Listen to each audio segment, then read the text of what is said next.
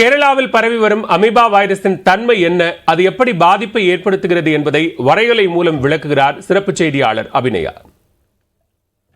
மூளையை தின்னும் அமீபா, இதோட தாக்கம் அப்படின்றதும் இது மூளையை திங்கக்கூடிய அமீபாவா அப்படின்ற ஒரு அச்சமும் மக்கள்கிட்ட ஏற்பட்டிருக்கு. இது முழுமையாக நம்ம புரிஞ்சுக்க வேண்டியிருக்கு.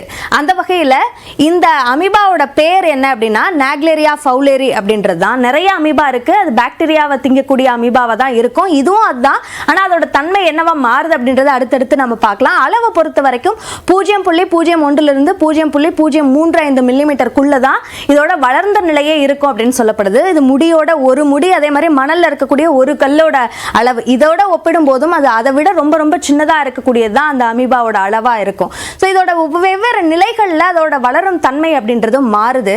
அதோட தொடக்க நிலை சிஸ்ட் ஸ்டேஜ் அப்படின்னு சொல்றாங்க.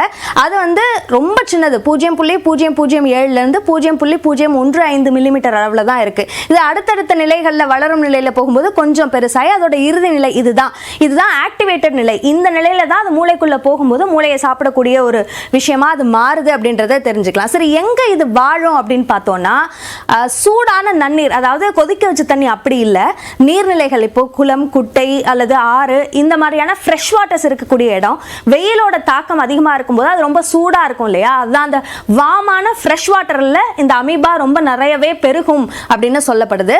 அதே மாதிரி இப்போ நீச்சல் குளங்கள்லையுமே கூட இந்த அமீபா இருக்கிறத பார்க்க முடியுது அப்படின்னு ஆராய்ச்சிகளில் சொல்றாங்க.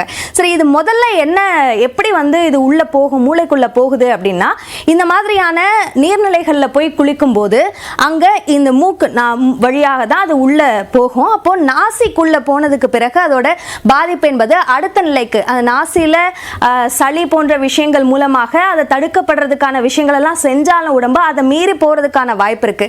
அடுத்தா இந்த இடம் தான் வந்து ஆல்ஃபாக்டரி நர்வ் அப்படின்னு சொல்லுவாங்க. அதாவது ஒரு வாசனை உள்ள போன பிறகு அதோட சிக்னலை வந்து மூளைக்கு கொடுக்கக்கூடிய ஒரு இடம் தான் வந்து இந்த ஆல்ஃபாக்டரி நர்வ் அப்படின்னு சொல்லுவாங்க. இப்போ நாசி வழியா போய் இந்த இடம் வழியா தான் அடுத்ததாக அது மூளைக்குள்ள போகுது. இந்த ஆல்ஃபாக்டரி நர்வ் மூலமா அங்க இருக்கக்கூடிய டிஃபென்ஸ் சிஸ்டத்தையும் தாண்டி மூளைக்குள்ள போகிறதுக்கான வாய்ப்பு என்பது இருக்கு. ஸோ மூளைக்குள்ள போன பிறகு என்ன நடக்குது அப்படின்னு நம்ம பார்த்தோம்னா, மூளையோட செல்களை சாப்பிட்றதுக்கான ஒரு வாய்ப்பு என்பது அதுக்கு ஏற்படுது. அதே மாதிரி அந்த எதிர்ப்பு சக்தியோட அந்த செல்கள் அதையும் சாப்பிட்டு அதை மல்டிப்ளை ஆகக்கூடிய ஒரு சிச்சுவேஷனும் மூளைக்குள்ள அமையுது.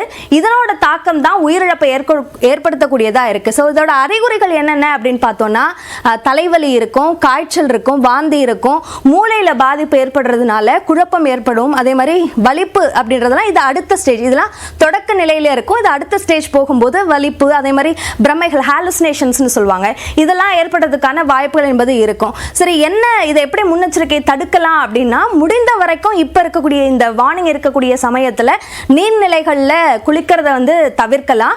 அதே மாதிரி ஒருவேளை நிச்சயமாக ஸ்விம்மிங்கோ இல்லை இந்த மாதிரியான விஷயங்களில் ஈடுபட வேண்டிய அவசியம் இருந்தது அப்படின்னா, மூக்கையும் மறைக்கக்கூடிய வகையில் ஒரு மாஸ்க் அணிந்துகிட்டு நீச்சல்ல ஈடுபடுறது நல்லது அப்படின்னு பரிந்துரைக்கப்படுது. ஸோ இந்த அமீபாவை பொறுத்த வரைக்கும் ரொம்ப ரேராக தான் இது ஏற்படும், இதோட பாதிப்பு என்பதா இருந்தாலும் அதோட ஃபேட்டல் விகிதம் அப்படின்றது 97% இருக்கு. ஸோ அச்சம் இல்லாமல் கவனமாக இருக்க வேண்டியது அவசியம்.